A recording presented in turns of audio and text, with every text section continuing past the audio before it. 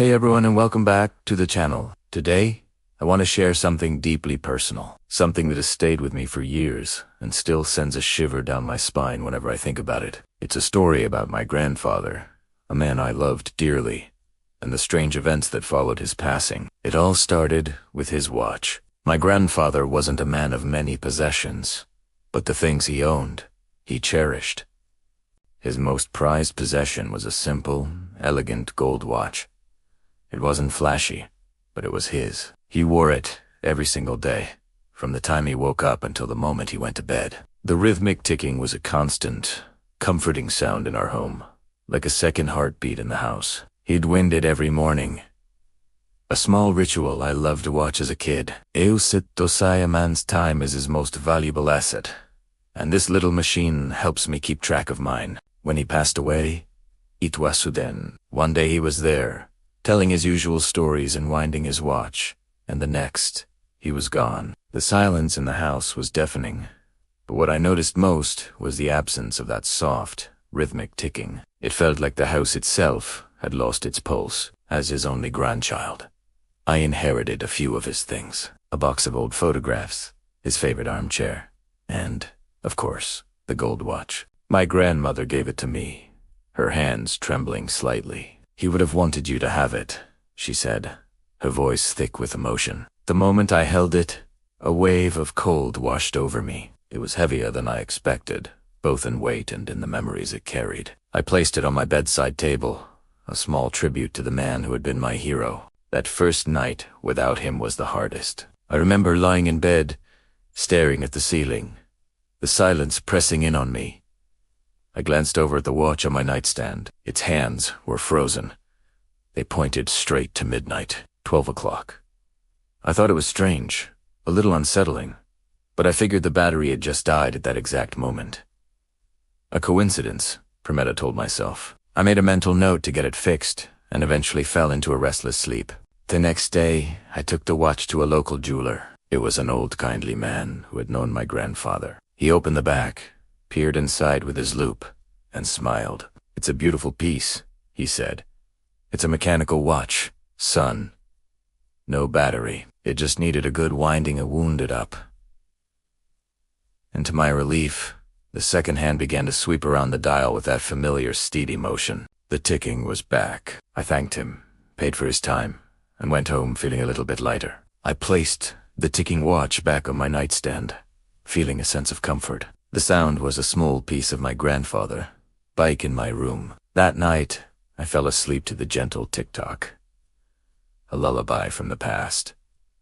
But then, something woke me up. It wasn't a loud noise, but a sudden, jarring silence. I sat, bolt upright, my heart pounding. The room was pitch black, but I could feel a presence, a stillness that hadn't been there before. I reached for my lamp, fumbling in the dark. When the light flooded the room, the first thing I looked at was the watch. The ticking had stopped, and the hands, they were frozen again, pointing directly to 12 o'clock. Midnight. A cold dread crept up my spine. Coincidence. Twice. It felt like something more, and that's when I saw him. Just for a second, a fleeting glimpse in the corner of my eye, I saw a tall, thin silhouette standing by my bed. It was just a shape, a shadow darker than the others in the room, but I knew it was him. My breath hitched in my throat. I blinked, and it was gone. I spent the rest of the night with the lights on, convinced I was losing my mind, that grief was playing tricks on me. The next morning, shaken, I picked up the watch. I wound it again.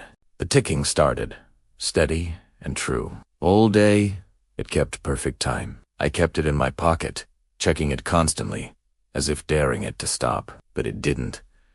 It ticked away the hours reliably, just as it always had for my grandfather. I started to relax. Maybe I had just had a nightmare, a vivid, terrifying nightmare.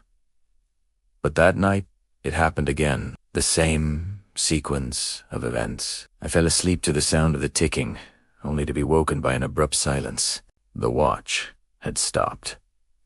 The hands were at 12 o'clock, and the shadow was there, standing by my bed, silent and still. This time, I didn't scream. I was paralyzed by a mixture of fear and a strange, overwhelming sadness. It felt so real. The air grew cold, and I could almost smell the faint scent of his old pipe tobacco. I squeezed my eyes shut, whispering his name.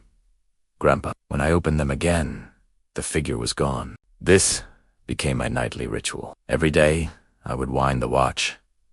Every day, it would work perfectly. And every night, at the stroke of midnight, it would stop, and he would appear. He never moved, never spoke. He just stood there, a silent guardian, or perhaps a lost soul, tethered to his most cherished possession.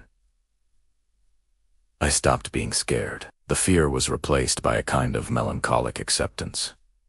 It was my secret, this nightly visitation. I never told anyone.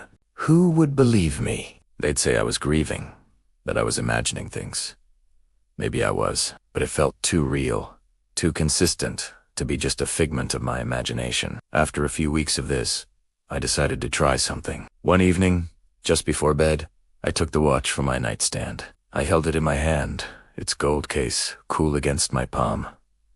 I didn't wind it. I left it silent, its hands still pointing to midnight from the night before. That night, for the first time in weeks, I slept soundly through the entire night. No sudden silence woke me. No cold presence filled the room. When he woke up, sunlight was streaming through my window.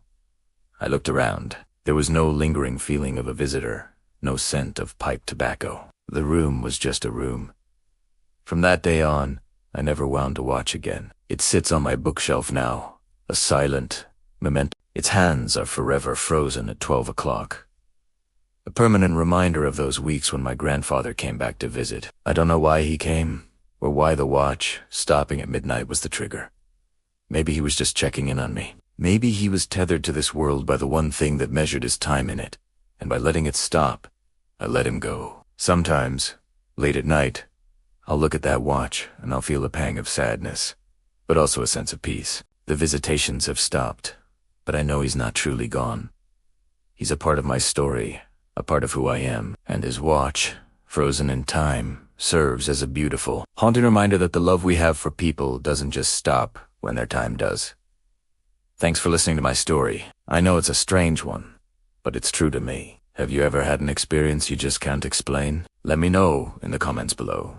And if you enjoyed this, please consider liking the video and subscribing for more stories. It really helps the channel out. Until next time, take care.